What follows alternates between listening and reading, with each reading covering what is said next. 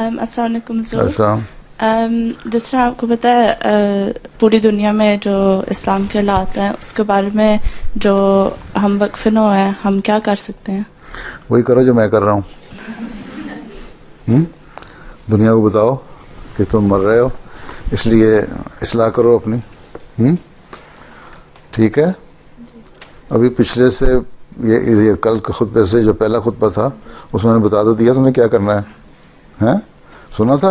جی نہیں سنا تھا؟ سنا تھا. سمری لکھی تھی کہ پورا سنا تھا؟ جی سمری دیکھی پڑھی تھی یا پورا سنا تھا؟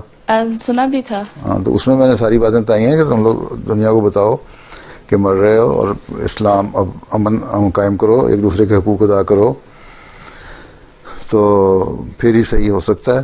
اور جو ڈبل سٹینڈرڈ ہیں ان کو ختم کرو.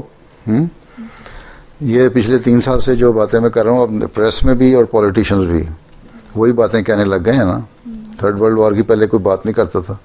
مجھے وہاں ہمارے امریکہ میں جب میں نے کہا لاس اینجلس میں، تو ایک وہاں ان کا کانگریس مین ہے، وہ کہتا ہے ٹھیک ہے باتیں تو بڑی اچھی کہیں، لیکن اس بات سے مجھے ساتھ ہے یہ میرے متعلق کہتا ہے یہ بڑا پیسمسٹک ہے. ٹھیک ہے. اتنا بھی مسئلہ کوئی نہیں ہے کہ ورلڈ وار شروع ہو جائے. اور 1 سال کے بعد جب یہ ڈسٹربنس شروع ہوئی سیریا کی زیادہ پھیلی تو اس کا پیغام آیا کہ تم ٹھیک کہتے تھے. ٹھیک.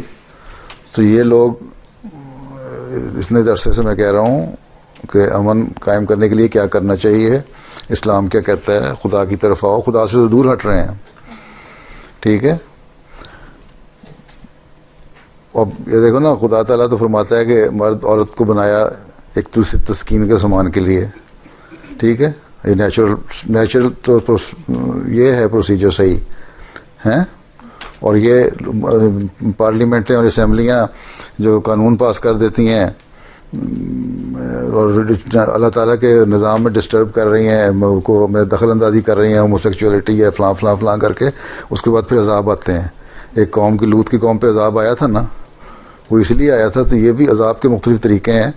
کہیں ایٹم بم کا پڑ کے آ جاتا ہے، کہیں طوفان آ جاتے ہیں، کہیں اور چیزیں آ جاتی ہیں. اس لیے ان چیزوں سے بچنا چاہیے، ڈرنا چاہیے، اللہ تعالیٰ کو یاد کرنا چاہیے. اور یہی بات ہم نے بتانی ہے دنیا کو کہ اللہ تعالیٰ کے جو قانون ہیں نیچر کے، وہ بڑے ڈیفائنڈ ہیں قانون ہیں، ان کے اوپر چلو. اور اس سے اگر ادھر ادھر ہٹو گے تو پھر عذاب بھی آئیں گے. اور یہ جنگیں بھی عذاب کی صورت میں ہوتی ہیں نا. اب دیکھو حضرت صلی اللہ علیہ وسلم کے زمانے میں تو نہ کوئی طوفان آیا کا عذاب نہیں آیا، نہ پانی کا عذاب آیا، نہ پتھروں کی بارش ہوئی جس طرح پہلے نبیوں کے بارے میں ذکر آتا ہے قرآن شریف میں. وہ عذاب کیا تھا؟ جنگ کا تھا. کافروں کو جنگ کے ذریعے سزا ملی نا. اس میں ٹھیک ہے کچھ مسلمانوں کو بھی نقصان ہوا، لیکن الٹیمیٹلی کافر تباہ ہوئے اور مسلمان فتح یاب ہو گئے. تو اس لیے مختلف ذریعے ہیں اللہ تعالیٰ کی سزا دینے کے. اس لیے ہم نے یہی دنیا کو بتانا ہے کہ تم لوگ خدا تعالیٰ کی طرف رجوع کرو، اللہ کو یاد کرو، اور اپنی اس دنیا کے بعد جو مرنے والی اگر آئندہ کی زندگی ہے مرنے کے بعد کی، وہ ہمیشہ کی ہے، اس کو سامنے رکھو، تبھی دنیا میں امن قائم ہوگا. یہ کہتے ہیں جی ایتھیسٹ بڑھتے چلے جا رہے ہیں. پہلے امریکہ میں کہتے تھے بڑے لوگ ہیں عیسائیت پہ قائم، اب وہ کہتے ہیں کہ جو 67% سے بھی 50% پہ ان کے لوگ بھی آ گئے ہیں جو اللہ تعالیٰ کو ماننے سے انکاری ہو گئے ہیں. تو پھر کیا ہوتا ہے؟ ایسا ایسا جب یہ ریشو بڑھتی جاتی ہے تو پھر اللہ تعالیٰ بھی سزا دیتا ہے.